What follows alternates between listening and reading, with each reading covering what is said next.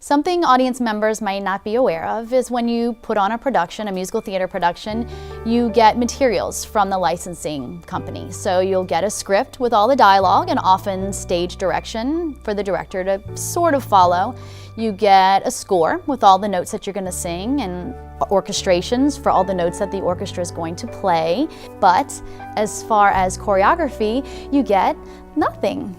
So I always say that the choreographer's job is actually the hardest because they truly have to start from scratch. If I can say, I'll be great.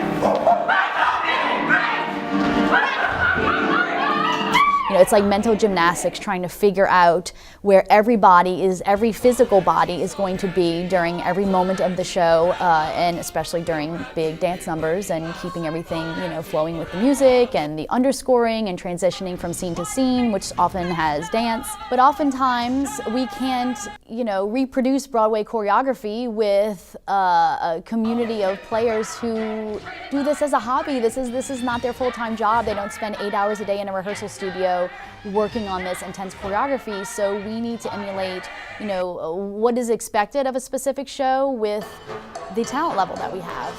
So we have to create choreography that works for the skill level of the performers that we have on stage. And that process is extremely tedious. I always say it's like doing, you know, algebra. For me, when I choreograph, I usually have like 3 legal pads full of notations and, you know, dance steps, and every single count has to be mapped out and written down so that you can then relay it to the dancers. But you also have to be prepared for the possibility that what you've come up with either doesn't work for the performers, or doesn't serve the scene, or doesn't work with the set change.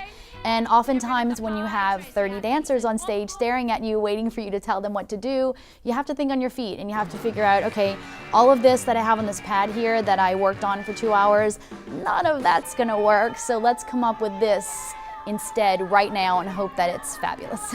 You know, it's a mutual respect back and forth. I personally like to get feedback from the performers because I want them to feel great about what they're doing on stage. But we do have a bar and a certain skill level that we need to reach because we have high expectations.